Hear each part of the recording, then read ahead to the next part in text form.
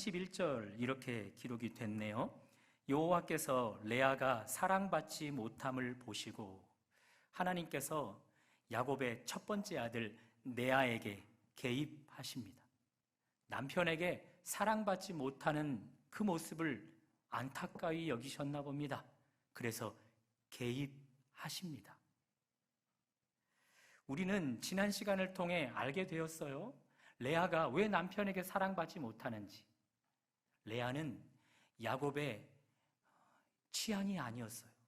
야곱의 이상형이 아니었어요. 야곱에게는요, 그녀의 동생 라헬이 이상형이었다고요. 그러나 외삼촌 나반에게 속아서 어쩔 수 없이 결혼은 했지만 감정이 안 살아나는 거죠. 그래서 사랑할 수가 없는 겁니다. 야곱이야 그렇다 치고 이런 남편을 둔 아내 입장에서 생각해 보면 얼마나 마음이 아플까요? 얼마나 불행함을 느낄까요?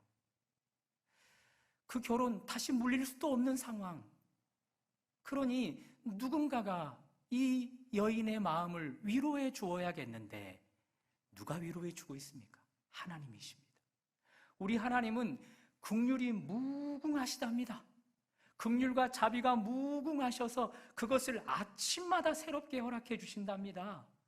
그 하나님의 긍휼이 사랑하는 레아에게 임하고 있습니다. 그의 태의 문을 여셔서 사랑받지 못한 그녀의 마음을 위로해 주고 있습니다. 보상해 주고 있습니다. 아들을 낳게 함으로 말미암아서 말입니다. 그러니 그녀에게는 지금 모자람이 없게 하시는 하나님이 경험되고 있는 것이죠. 그런데 저의 궁금점은 지금 야곱의 아내는 이제 곧 알겠지만 아내가 4명이나 되지만 지금 본문에서는 2 여인만 기록이 돼요. 아내가 2명인데 2명 다 지금 태문이 안 열린 상태예요. 2명 다 불임의 상태라고요. 그 기간이 얼마나 지났는지는 잘 모르겠으나 2명 다 불임의 상태라고요. 그런데 하나님은 첫째 부인 레아의 태문만 열고 계셔요. 반대로 둘째 부인 라헬의 태문은 열고 계시지 않아요. 그래서 29절을 다시 한번 보시면 31절을 다시 한번 보시면 여호와께서 레아가 사랑받지 못함을 보시고 그의 태를 여셨으나 그러나 라헬은 자녀가 없었더라. 언뜻 보면 우리 하나님은 사랑받지 못하는 여인의 편을 들어주시는 것 같아요. 남편에게 사랑받는 여인에게는요 잠시 편을 안 들어주는 것 같아요. 어떻게 생각하세요? 라헬, 너는 지금 남편의 사랑을 받고 있잖아. 근데 너의 언니 레아는 사랑받지 못하고 있잖아. 그러니 나는 지금 너에게보다는 사랑받지 못하는 레아에게 더 내가 편 들어주고 싶어. 그렇게 성경이 이야기하는 것 같단 말입니다. 여러분, 이 본문을 지지해주는 내용이 있죠. 사무엘상 1장에 보면 엘가나라는 남편에게 2 여인이 있었어요. 야곱과 비슷하지요? 한나와 분인나가 아내였단 말입니다. 그런데 분인나는 자식을 낳았어요. 한나는 불임 중에 있어요. 성경을 가만히 봤더니 분인나는요 한나보다 사랑을 못 받고 있었어요. 분인나보다 한나가 사랑을 받고 있었다고요. 남편의 사랑을. 그러니 사무엘상도요 하나님은 남편에게 사랑받지 못하는 자에게 관심이 더 있는 것처럼 보인다고요. 오늘 29장에서도 똑같이 보여주고 있는 듯해요. 그런데 여러분, 이런 하나님이 객관적이라 할 수 있겠어요? 우리 하나님은 사랑받지 못하는 남편을 둔 사람에게만 당신의 공급함을 허락해 주시고, 사랑을 받고 있으면 너 그거 있으니 괜찮아, 너 내 사랑 없이 살아가 봐, 그러면서 돌봄을 허락해 주지 않는 그런 우리 하나님, 그런 분이셔요? 그러므로 다시 한번 질문을 드려봐야 돼요.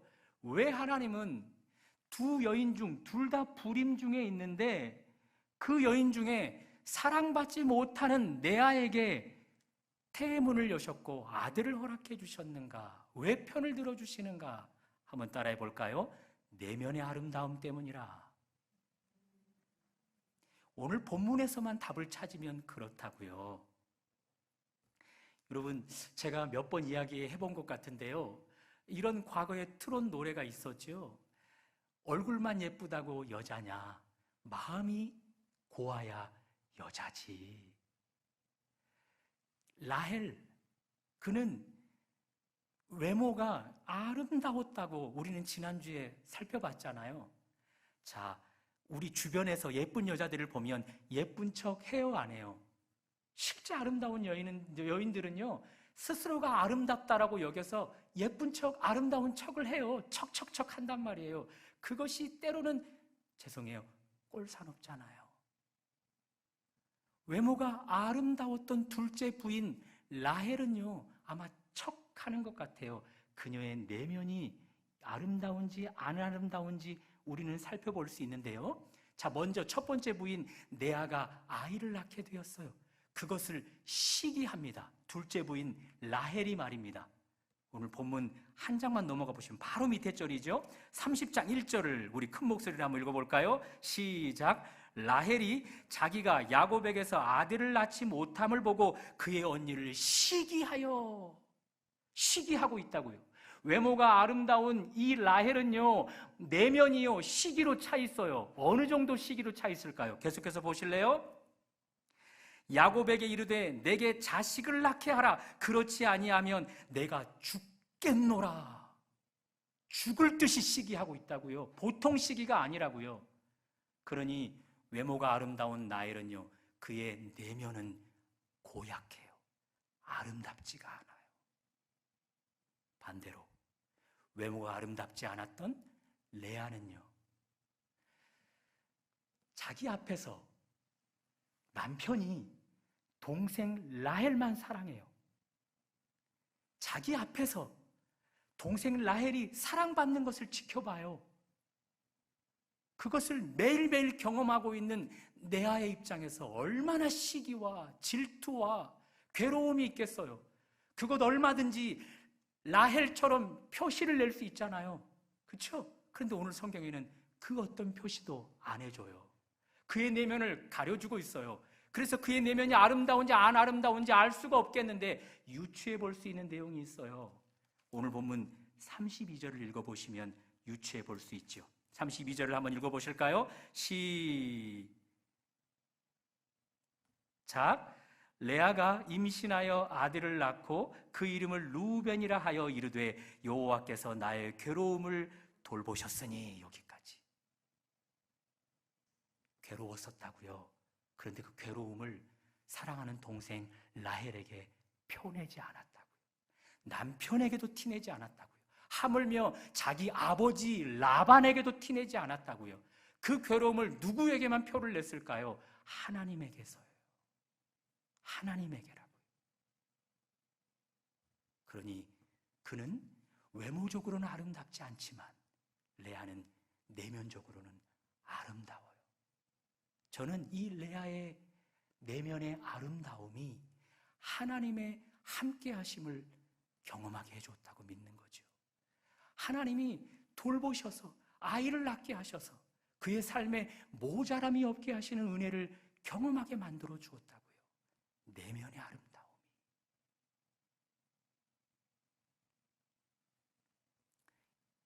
이제 우리에게 이 삶을 한번 적용해 볼까요? 여기 있는 저를 이제 많이 봐오셨잖아요. 제가 어디가 아름다워요? 바로 나와야 될 것 같은데 저는 뒤통수만 빼고 다 아름답잖아요. 죄송해요. 좀 교만을 떨었네요.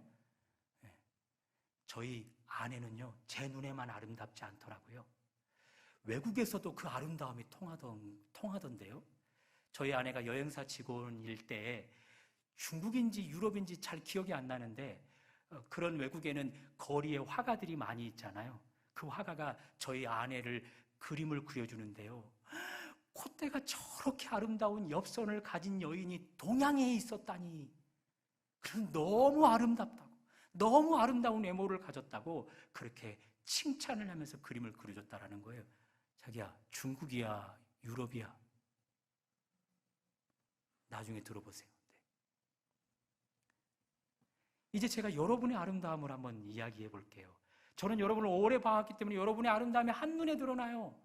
여러분의 아름다움은 외모만 아름답지 않고 내면도 다 아름다워요. 제 눈에는 그렇게 보인다고요. 저는 내면의 아름다움이 있고 없고가 삶에 지대한 영향을 준다고 생각합니다. 뿐만 아니라 신앙생활하는 일에 내면의 아름다움이 있고 없고가 지대하게 영향을 준다고 생각합니다.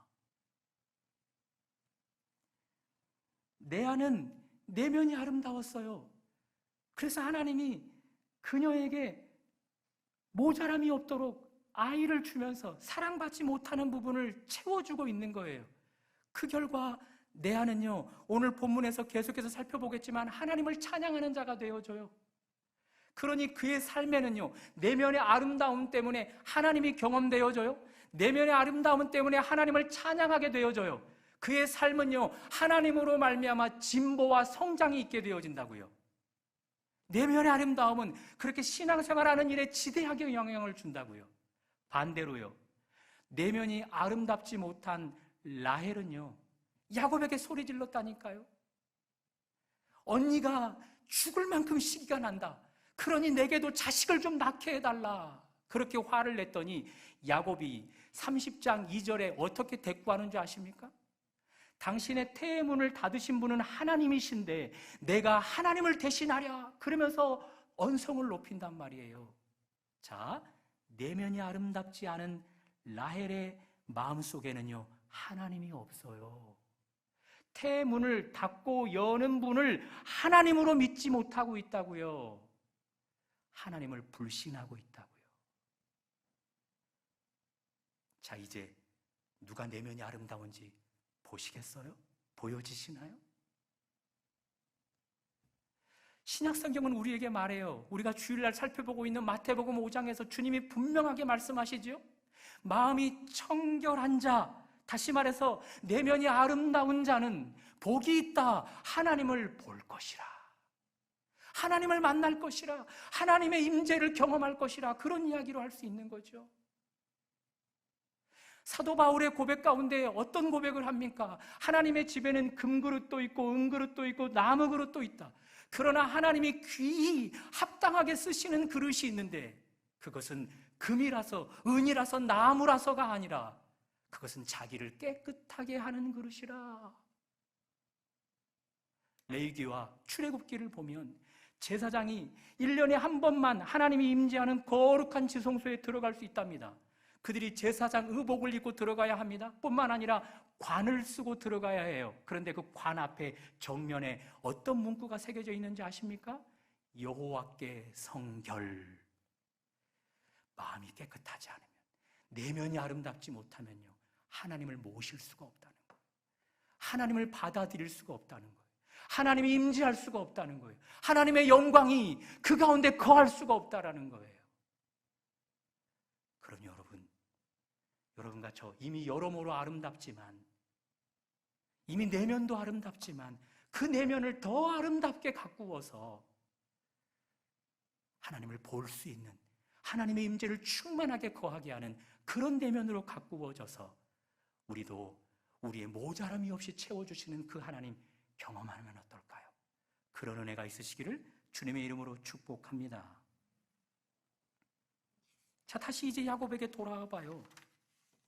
야곱, 그래도 그렇지 두 아내를 얻었으면 장인에게 속아서 그 아내를 얻었더라도 내 아를 불쌍히 여길 수 있어야죠. 사랑할 수 있어야죠. 사랑해야만 했죠. 그런데 어떤 분들은 묻겠죠. 목사님, 사랑의 감정이 싹트지 않는데 어떻게 사랑해요? 여러분은 어떻게 생각하세요? 예수님이 여러분과 저에게 내 이웃을 어떻게 사랑하래요? 내 몸처럼 사랑하래요. 그것 할 수 있다는 것 아니겠어요? 예수님이 하신 말씀이니까. 심지어 예수님은요, 여러분과 저에게 원수까지도 사랑하래요. 그거 할 수 있다는 것 아닌가요? 그러니까 그렇게 하라는 거잖아요. 그런 의미에서 여러분, 사랑은요, 감정적인 측면이 아니에요. 사랑은요, 실천적인 측면이 더 강해요. 하나님이 허락해 준 사랑은요, 하나님의 백성들은요, 사랑이신 하나님의 사랑을 덧입었잖아요. 이 땅의 사랑이 아닌 하나님으로부터 공급되어지는 사랑을 덧입었잖아요. 그래서 그 사랑으로 누군가가 미워요. 그럼에도 불구하고 그 사람을 사랑하려고 하잖아요. 실천하려고 의지를 가지고 발휘하잖아요. 그러면 사랑이 돼요. 원수도 밉기 때문에 원수가 되었지만 그를 사랑하려고 의지적으로 나아가잖아요. 사랑이 돼요. 그래서 원수도 사랑하라고 하는 거예요. 그러니 야곱은 그 감정적인 요소로 이 사랑을 다룰 것이 아니라 실천적인 요소로 이 사랑을 다루어서 아직 사랑이 감정이 싹트지 않은 이 레아를 사랑했어야 했다고요. 이삭이 아내 리브가를 한 번도 보지 못하고 결혼을 했어요. 아니, 딱 마주치자마자 결혼을 한 거죠. 사랑의 감정이 싹트지 않은 채 결혼했다고요? 첫날 밤을 치렀다고요? 그런데 성경은 그 뒤에 뭐라고 기록되는 줄 아세요? 비로소 리브가와 이삭이 사랑하기 시작했다고요. 사랑은 실천적인 요소예요. 감정이 없이도 얼마든지 사랑할 수 있게 된다고요. 그러니 야곱은 지금 하나님께 사랑받는 그 사랑을 실천하지 않는 거예요. 여기서 한 가지 주목해 봐야 돼요. 자, 야곱을 떠나서 여러분과 저 다 부부로 살아가잖아요. 부부처럼 친밀한 관계가 있을까요? 몸도 나누고 마음도 나누고 정신까지도 다 교감하잖아요. 물론 좀 서먹서먹한 그런 부부들도 야곱과 같이 있겠지만, 그런데 그렇게 친밀한 부부 가운데서도 상대 배우자의 갈증을 다 채워줄 수 있다고 생각하십니까? 우리 문장로님이 우리 권사님을 너무너무나 사랑하시는데 남편 되시는 우리 장로님이 우리 권사님의 그 갈증을 다 채워주시던가요? 우리 강 목사님, 우리 김정혜 사모님 가장 인꼬부부, 우리 교회 가운데서 가장 빛나는 인꼬부부, 혹시 사모님 남편으로 인해서 내 갈증이 다 채워지던가요? 그거 인간계에는 경험될 수 없는 영역이에요. 하나님 영역밖에 그것 이루어질 수 없는 것이라는 거죠. 그러니 먼저 이야기해 주는 거예요. 레아가 남편에게 사랑받고자 하는 것, 이것 사람이 채워줄 수 있다 없다? 없다는 거예요. 그것을 먼저 전제하라는 거죠. 자, 그렇다면 이제 그 사랑받지 못하는 갈증은 누구로부터만 채움받을 수 있다는 거예요? 하나님으로부터만 채움받을 수 있다는 거죠. 그런데 이제 우리가 질문을 해봐야겠죠. 왜 하나님은 사랑받지 못하는 레아를 알면서 태문을 열어서 생명을 태어나게도 하실 수 있는 분이 왜 야곱을 툭 쳐가지고, 야, 너 왜 네 아내 사랑 안 해? 너 이제부터 사랑해? 안 그러면 내가 크게 혼낼 거야? 이렇게 강압적이라도 레아에게 사랑을 공급할 수 있도록 할 수 있는 분이 하나님이잖아요. 그렇죠? 그런데 우리 하나님은 왜 야곱에게 그 은혜를 줘서 레아를 사랑하게 하지 않느냐는 거죠. 왜 엉뚱하게도 태의 문을 여셔서 아들로 그를 위로하냐고요. 여기서 질문을 던져봐야 되는 거예요. 레아가 느끼는 갈증은요, 레아가 겉으로 볼 때는 내가 남편에게 사랑받지 못해서 내가 이렇게 괴로워, 그래서 나에게 이런 목마름이 갈증이 있는 거야 라고 느끼는데, 하나님은 아니라는 거예요. 너의 그 깊은 심연에 있는 괴로움은 남편에게 사랑받지 못해서 있는 것 아니야. 그것 나만 줄 수 있는 거예요. 나만 채울 수 있는 거예요. 내가 너에게 허락되어질 때, 너와 내가 관계가 회복되어질 때 비로소 그 갈증은 채워줄 수 있는 거야. 그것을 말해주는 거죠. 믿으십니까? 사마리아 여인에게 잠깐 가볼까요? 사마리아 여인, 남편이 이미 5이었는데 다 헤어져 버렸어요. 또 새로운 남자와 6번째 남자와 살아가요. 그 성경의 주제를 보면요, 그녀는요 목마름이 갈증이 있어요. 그 목마름 갈증을 어디로 추구해 가고 있는 거죠? 이성에게, 남편에게 추구해 가고 있는 거예요. 그것이 잘못되었다는 거예요. 여러분과 제가 하나님으로만 채워줄 수 있는 갈증이, 목마름이 있어요. 그런데 사람마다 그것을 엉뚱하게도 다른 것에 초점을 맞춰서 거기서 그 갈증과 목마름을 채우려 한다고요. 그래서 사마리아 여인은 끝까지 이성에게서 그것을 찾으려다가 채움받지 못하니까 계속해서 남자를 바꿔치기 하는 거죠. 그녀만 그랬을까요? 그와 5번이나 헤어졌던 남자들은요, 그녀에게서 궁극적인, 근본적인 목마름을 해결받았을까요? 아니요. 그러니까 서로가 헤어지는 거예요. 그러니까 헤어지는 거예요. 내 아에게 궁극적인 시면의 괴로움은요, 하나님으로만 채워줄 수 있다고요. 남편 야곱에게서 사랑받으면 채워줄 수 있는 그거 아니라고요.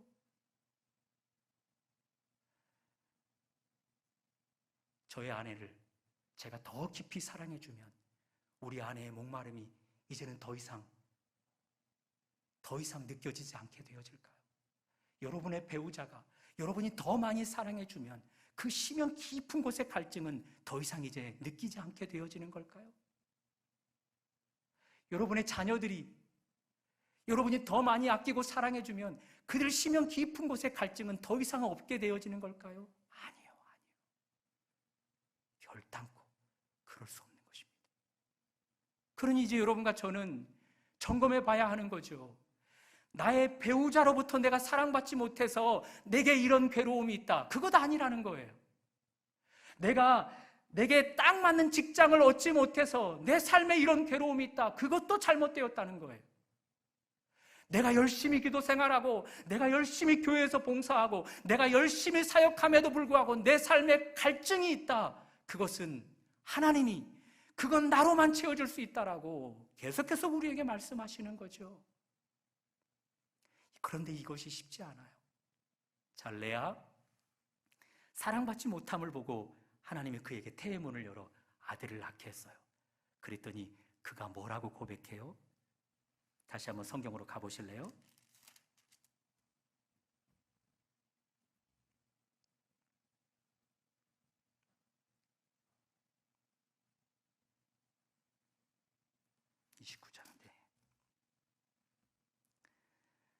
이 32절을 이제 끝까지 한번 읽어보겠습니다. 시작.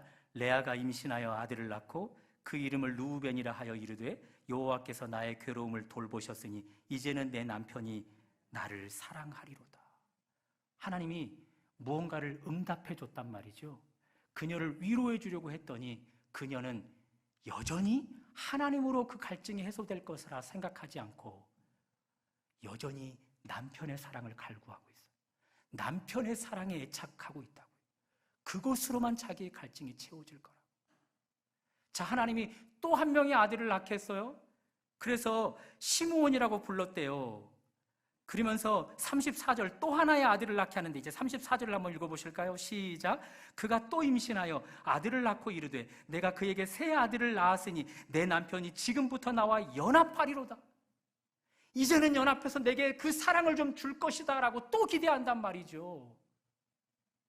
여러분과 제가 이렇게 함정에 빠질 때가 많다는 거예요. 환경에 속아버릴 때가 많다는 거예요.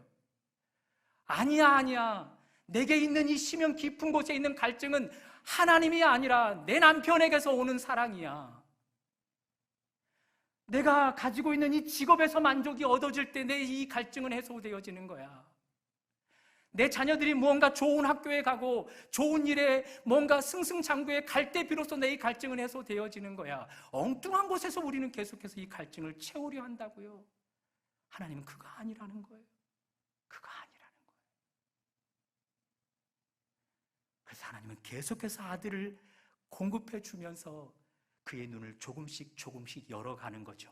자, 이제 훈련을 얼마만큼 받았습니다. 이제 또 한 명의 아들을 낳는데 더 이상 남편의 사랑에 애착하지 않게 되는 여인이 됩니다. 35절 읽어봅니다. 시작. 그가 또 임신하여 아들을 낳고 이르되 내가 이제는 여호와를 찬송하리로다. 이제는 하나님으로만 만족이 되는 거예요. 더 이상 남편의 애착, 사랑 없어도 자족하는 삶이 되어버리는 거예요.